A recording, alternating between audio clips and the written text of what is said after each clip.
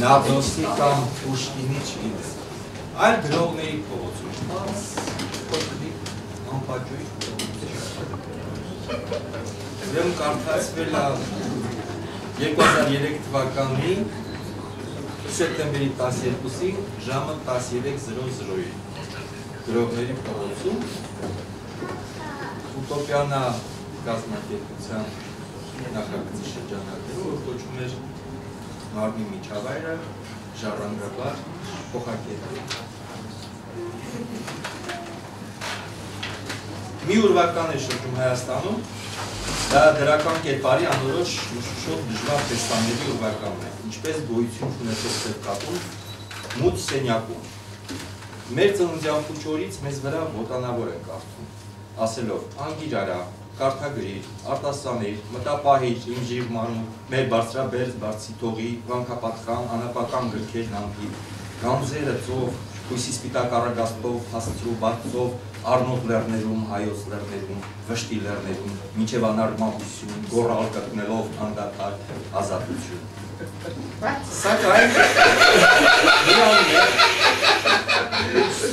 Սակայն միանմեղ սիրո չդոլորած 17 գարուն և ակնկալ, հասկացա, որ կարդացածս գրականությունն և միջավայրի հակասությունների պատճառն է, քանի որ այդ գրականությունից հավանաբար անզուշոր է, մեղր էի քամել ուտում մի մութանկյունում, մյուսները օծի թույլ, կամ էլ մի կապել մեղր էին կարդացել կերել, վախից պարկել ու քնել, մինչդեռ պատգամներ կային երկնքում և պատգամավոր հեշտակախում։ Արդյունքը եղավ այդ, որ 1968 թվականին բարախլապատ մի առավոտ, երբ որպես դիակ դեռ կատարյալ չի, դալկացած ձեռքս բարձրացավ հրաժեշտի թաշկինակը թափահարելու գեղարվեստական գրականության ընթերցանությանը։ Դա փախուստ էր վիրտուալ իրականությունից, բայց ոչ ազդեցությունից, ինչպես տեսնում եք, որի պատճառով էլ այսօր այստեղ են գրողների փողոցում, գրողի ծոցում, քանի որ փախուստի մեջ էլ կա մի վերադարձ։ Շարունակեք։ Ուսման ծարավի պարտադրանքով, ցուպը ձեռքին, Փարիզներում, Վենետիկներում դեգերած գրողների ձևավորած միջավայրում է ընթանում մեր կյանքը։ Զազիր ու նամիր, կինոթատրոնով, երկու սցենարով, հեռուստա լրագրողներով, ամենուր շրջապատված նրանց անդուլ հոգատարությամբ, մեկի բանաստեղծությամբ սիրում ենք լուսամփոփի պես աղջկան, մյուսի սցենարով ատում առնախանձ սարդին, մեկի թատերքությամբ լքում հայրենիքը, ցոփ արոտավայր հարուստների զեղ, մյուսի հոդվածով ծալովի ցուպ նեստաֆետային գրպանը դրած, վերադառնում ավանդելու ճարպակուկակ հոգիները հայրենաց, մեր վերջին հույս խնամակու, թարքի պատում, լույս գերեզման ու պանթեոն, տուֆից սարքած տուֆտակ հավաքի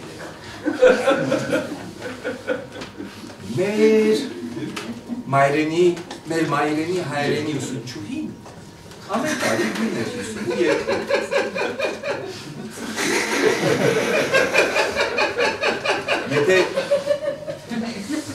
Եթե ձեզ որևէ մեկը հասնի, թե երեխան է, Եթե ձեզ որևէ մեկը հասնի, թե ով է հայրենության ամենամեծ երգիչը, անմիջապես պատասխանեք Ռաֆի։ Ու սկսվում էր։ Տեղ-տեղ քյաֆուր վարդը բաց էր արել իր թերթերը, որ հառնում էր գանգատուփում, սլանալիս դաշտավայրով Արարատյան ու տեսնելով վարդապետի, սպասում ես, որ խենթանա, աշնանը միշտ Տերյանի հետ, Մանուշակն էլ Բակունցին, լճակի մեջ Հուսահատ Բուրյանին ես քեզ տեսնում նստարանին դպրոցական եւ սարսափից վեր ես թռչում քո երազում դու հերթական։ Ստացվել է մի փակ շրջան։ Գրողը ձևավորում է հասարակական գիտակ։ Այն ձևավորում է միջավայրը։ Միջավայրը ձևավորում է հաջորդ սերնդին և սերնդի գրողներին, նրանք ձևավորում են հաջորդ հասարակության գիտակցությունների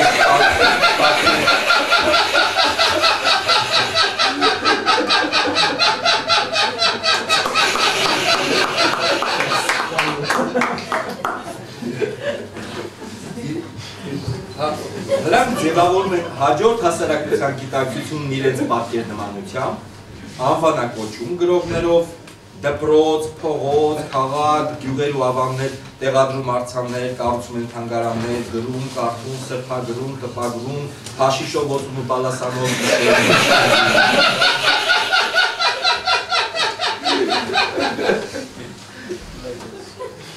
հայտնի է, որ գրողը տխուր մոլոր, հավասար քայլով, չափելով ճամփան, սնում է յուր կերպարների գրական յուր ներաշխարի երակներով հոսող զգլխիչ, բուրումնավեր, արգեցնող կենսահյութով, որի հետևանքով ինչքան բնական և հավաստի են բացասական հերոսները մեր գրողների մոտ, նույնքան լալակին ու մտածածին դրականները, և ծերունին նուր չարչարակով բերում է ճիշտ եզրահանգման, մեր գրողներից ոչ մեկ իրեն որպես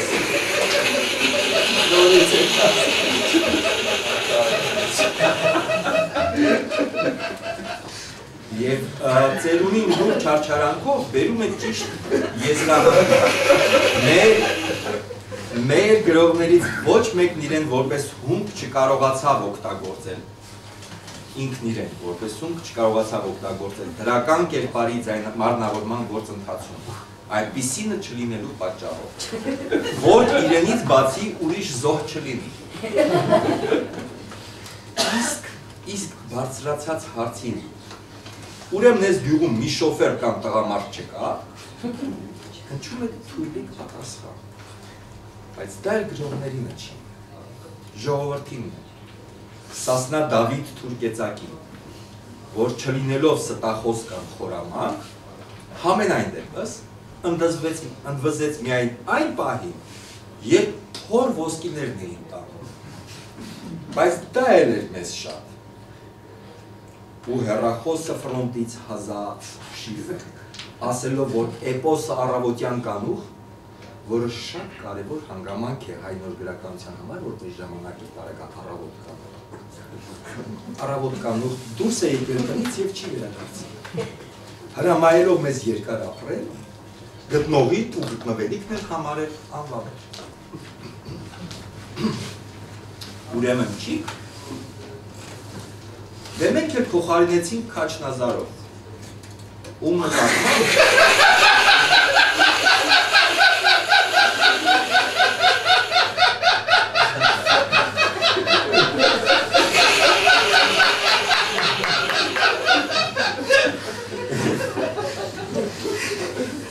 մենք էլ փոխարինեցինք Քաչնազարով, ում նկատմամբ մեր արտիստների ու մտավորականների անշահախնդիր ողջամիտ կաթողիկ սերը եփվեց, թափվեց, հառնեց զանց մի փյունիկ կայարան, կայունության Սիրոմատյան,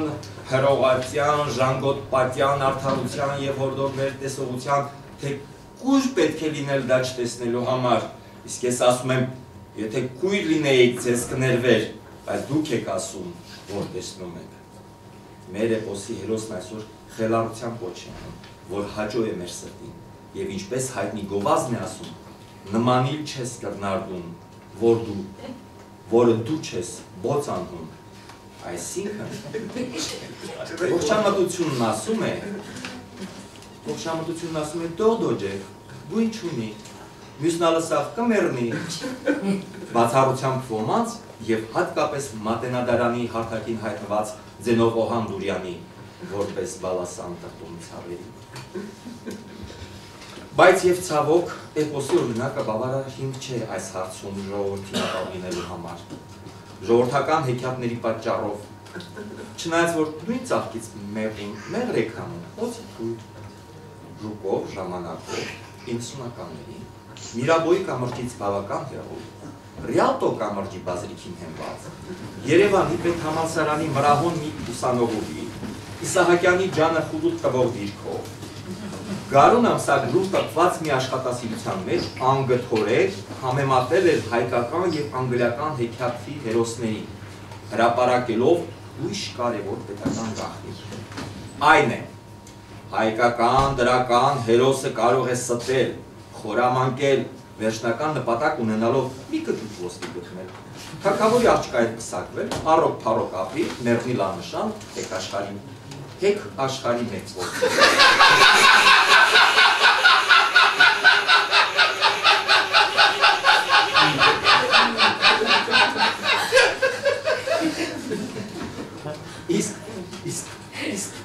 Իսկ անգլիական չի ստում,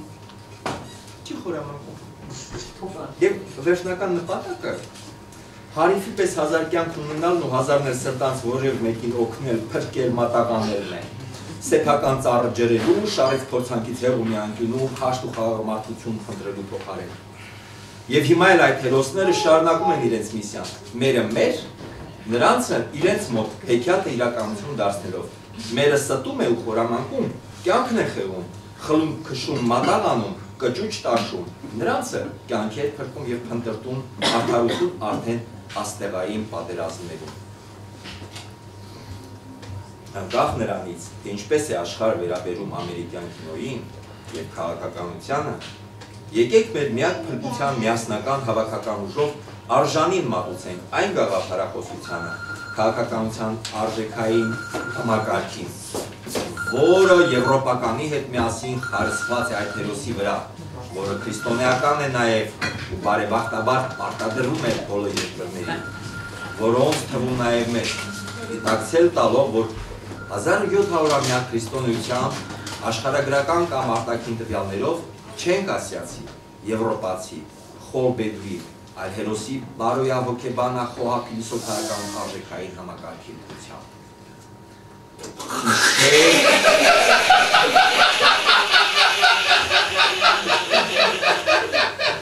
Հիշեք Եվրոմիության առջև ստանձնած մեր պարտավորությունների անցած ընտրություններում, ուր մեր երկրի ջոչերը ցուցադրելով կոչերն ու հավատարմությունն իրենց մեր հեքիաթի հերոսներին, ԵԱԽ-ի գնահատականները որակեցին որպես ոտնաձգություն ուղղված դարերի խորքից եկած մեր բիբլիական ազգային բարեմասնություններին, ասելով՝ «Էդու մեկ ստի ու կեղծիքի մեջ մեղադրում, հայոց մեծ ազգի անցումնային փուլում չեք ճանաչում, թե հիմա գնամ կացինը բերեմ կտրև ես ծառը, որի վրա կապիկություն էի կանում, այն ժամանակ հետ մենք խաչքար էինք տաշում ջնջում հազար»։ Այո, երիցս ճիշտ էր կամոն։ Տանկավորը նրանք են, ովքեր մեր անունից ոչ ճիշտ բաներ են ասում։ Եվ այստեղ մարգարեացավ իրանով Վլադիմիրը, ասելով, ժողովուրդը դեռ կհիշի, և կգնահատի քեզ կամոն։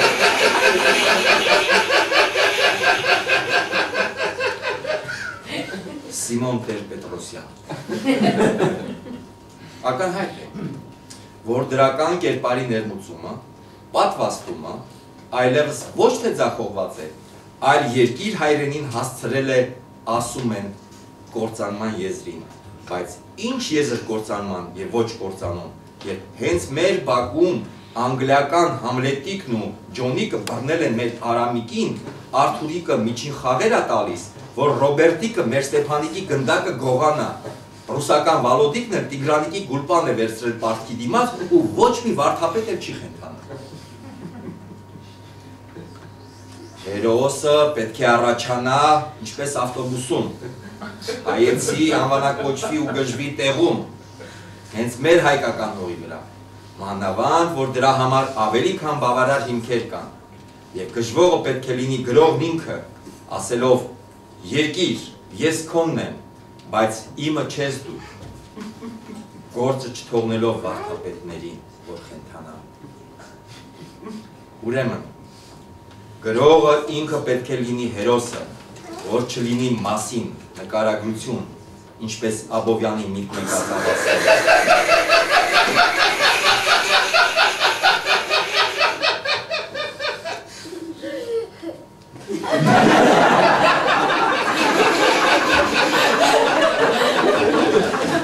Ես միշտ ուրիշներ եմ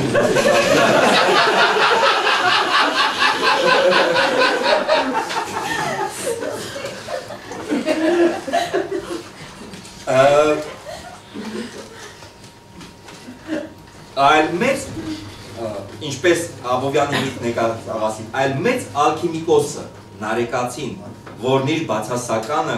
խոստովանության միջոցով վերածեց դրականի, որին ասում են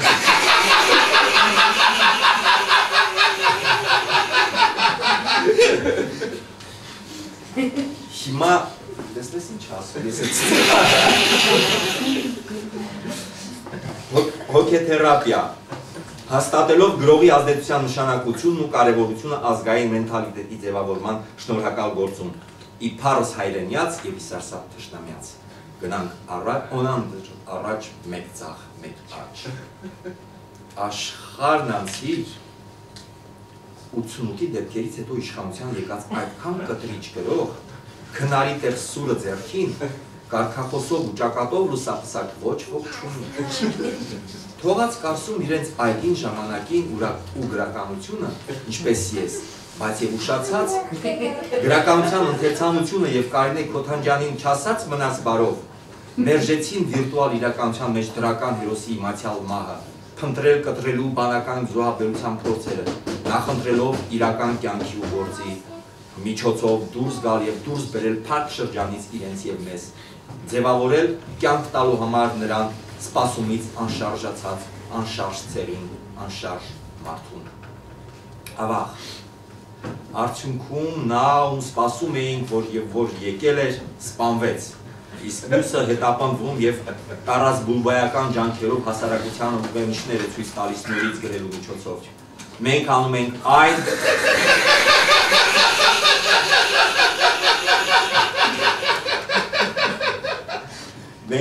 մենք անում ենք այն ինչ անում էին հրեաները իրենց մարգարեների հետ հետո նստում թախտին սպասում մեսիային իսկ երբ գալիս էր չէին տեսնում ինչպես մհեր ագրավակարում վաղուց արդեն ավարտված գյուղատնտեսական գենաինժեներական աշխատանքների ավարտին է սպասում մենք մհերին կամ տրամվային առանց ռելսերի զատկի կղզու արձանները այլ մոլորակայինների մեզ ուրիշը եւ պատտվում է Ֆեբոսի կարգ կարուսելը տերյանական արևի շուրջ ձգել դարձնելով մեր սպասումը մասնագիտություն հայկական ժողովրդական նկար արտաշապի սևաճ խաղող գառնու խոյակ առունի վեր փրված փշատ մարախլապատ մի մոռացում պարգևելով մի նոր սպասում գրողների փողոցը սև խոռոչն է որ միշտ ծայրով աստանդական նոթերը գիտած, կարգված Տոլստոյի հետ, դեմ հանդիման, որն էլ իր հերթին Նարդոսի, Չարեսի և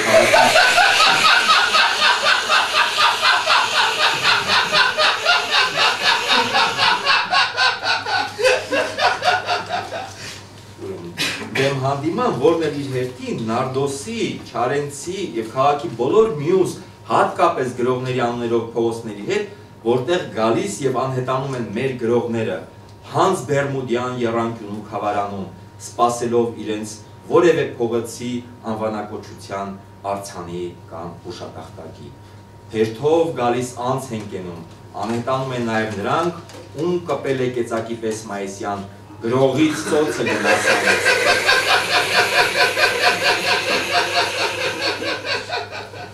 լեղապատար ձեն տվող հայ ժողովուրդը ծնվող և մեռնող, սուրացող, գրողի ծոց շարունակ վերադառնալով իր շրջանս յուր։ Հայերենում թուղթուգիր նշանակում է հմայություն։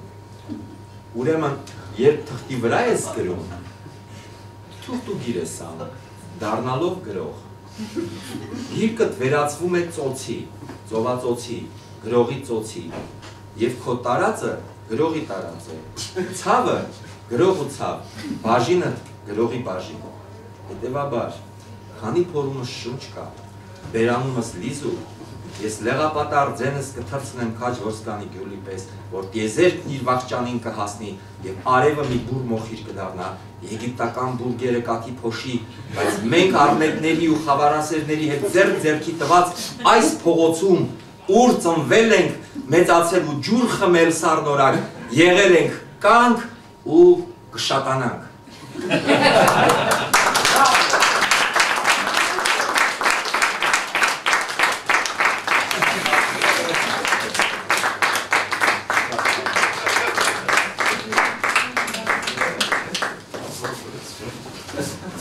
Բայց իրանք լրիվ ուրիշ բանի վրա էին ինձ։ Իրանք ասում էին ինչի մասն։ Գրածը լաց է